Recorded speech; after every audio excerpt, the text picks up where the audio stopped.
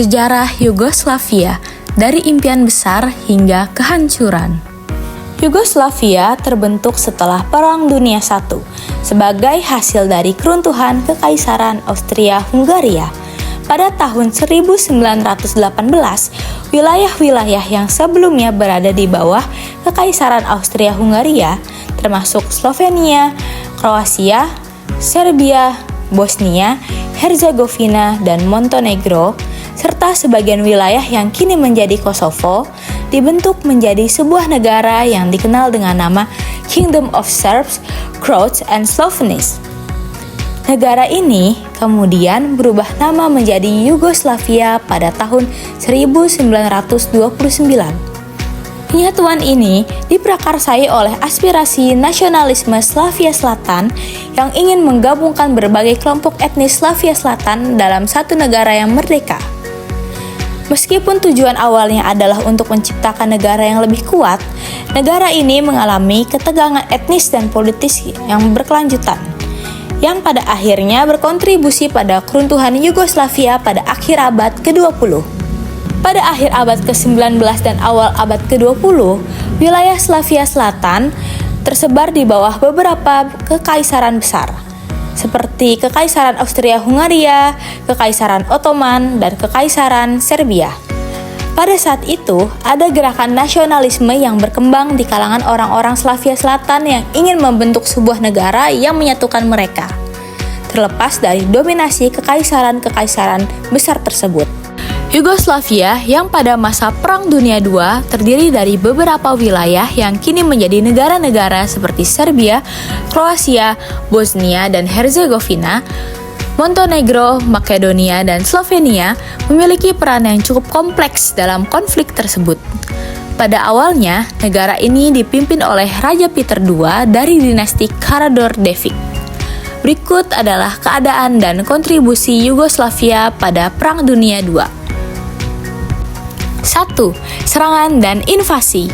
Yugoslavia awalnya berusaha menjaga netralitas. Namun pada 6 April 1941, negara ini diserbu oleh Jerman Nazi dan Italia yang menyebabkan invasi besar-besaran. Jerman menginvasi Yugoslavia dengan cepat.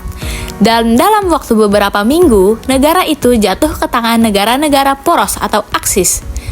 Yugoslavia dibagi menjadi beberapa wilayah yang dikuasai oleh negara-negara poros.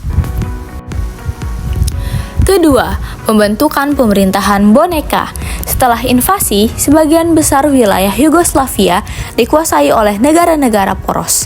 Sementara sisa wilayah yang masih bertahan dibagi antara Jerman dan Italia. Pemerintahan boneka dibentuk seperti negara Kroasia independen yang didirikan oleh pasukan Ustaše atau fraksi ekstremis pro-Nazi di Kroasia. Negara ini juga terlibat dalam berbagai kekejaman, termasuk genosida terhadap orang Serb, Yahudi, dan Romani. Ketiga, gerakan perlawanan partisan. Salah satu kontribusi besar Yugoslavia dalam Perang Dunia II adalah gerakan perlawanan yang dipimpin oleh Josip Broz Tito, seorang pemimpin komunis. Tito memimpin partisan Yugoslavia yang merupakan kelompok perlawanan anti-fasis terbesar di Eropa Timur pada masa itu. Gerakan ini sangat efektif dalam melawan pasukan Nazi dan Italia di wilayah Yugoslavia. Bahkan sebelum pembebasan oleh sekutu pada 1944 sampai dengan 1945. Keempat, pemberontakan dan perjuangan untuk kemerdekaan. Pemberontakan besar-besaran oleh partisan serta perlawanan dari kelompok Chetnik atau kelompok monarkis Serbia, meskipun lebih terbatas dalam beberapa wilayah, berperan penting dalam melemahkan kekuatan poros. Di sisi lain, pasukan Jerman kesulitan mengendalikan wilayah Yugoslavia yang penuh dengan kelompok perlawanan. Kelima, peran dalam pembebasan. Setelah invasi Jerman ke Uni Soviet, tentara Nazi mulai menghadapi kesulitan besar. Pada tahun 1944 sampai dengan 1945, Partisan di bawah Tito berhasil merebut banyak wilayah penting dan akhirnya mencapai kemenangan penuh terhadap pasukan Jerman, yang berujung pada pembebasan Yugoslavia. Keenam, kehadiran pasukan sekutu. Pada akhir perang, pasukan sekutu, terutama tentara Soviet, mendekati Yugoslavia dari timur. Meskipun ada keterlibatan antara sekutu di kawasan tersebut, keberhasilan utama dalam membebaskan Yugoslavia dan mengalahkan pasukan Jerman adalah hasil dari perjuangan Tito dan pasukan partisan. Secara keseluruhan, kontribusi Yugoslavia pada Perang Dunia II lebih dominan sebagai bagian dari gerakan perlawanan dan pembebasan. Meskipun negara ini tidak mampu mempertahankan kedaulatannya untuk sebagian besar konflik, setelah perang, Yugoslavia dibentuk kembali sebagai negara komunis yang dipimpin oleh Tito hingga kematiannya pada tahun 1980. Josip Broz Tito adalah pemimpin Yugoslavia dari akhir Perang Dunia II hingga kematiannya pada tahun 1980. Era Tito merupakan periode transformasi politik dan sosial yang signifikan bagi Yugoslavia. Di bawah kepemimpinan Tito, Yugoslavia dikenal dengan kebijakan non-blok selama Perang Dingin. Tito berhasil menjaga Yugoslavia tetap independen dari blok barat yang dipimpin oleh Amerika Serikat maupun blok timur yang dipimpin oleh Uni Soviet.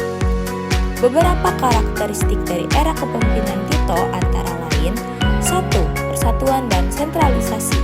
Tito berusaha menjaga keseimbangan antara kelompok etnis dan nasional yang beragam di Yugoslavia. Negara ini secara resmi adalah federasi sosialis, tetapi Tito menekankan pentingnya persatuan dengan menekan gerakan nasionalis untuk menjaga perdamaian dan stabilitas. Kedua, pertumbuhan ekonomi dan industri.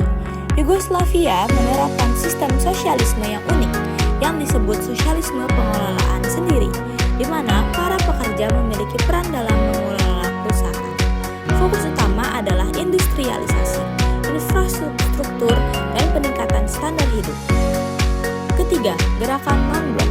Tito merupakan salah satu pendiri gerakan non-blok atau NAM yang bertujuan untuk menciptakan jalur bagi negara-negara yang tidak ingin bergabung dengan blok AS atau Soviet.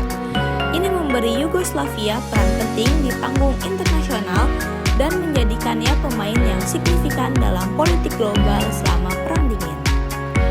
Terakhir, kekuasaan otoriter.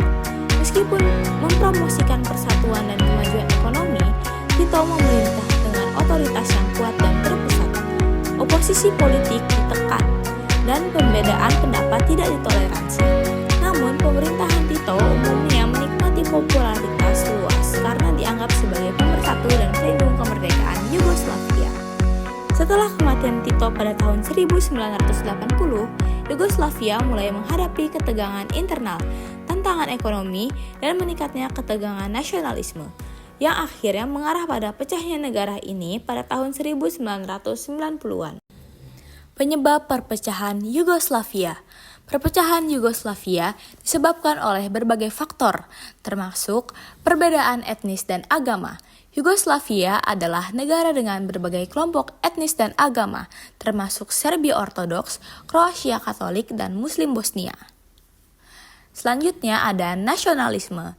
Kebangkitan nasionalisme di masing-masing Republik Yugoslavia pada akhir abad ke-20 memperburuk ketegangan etnis dan memperlemah ikatan.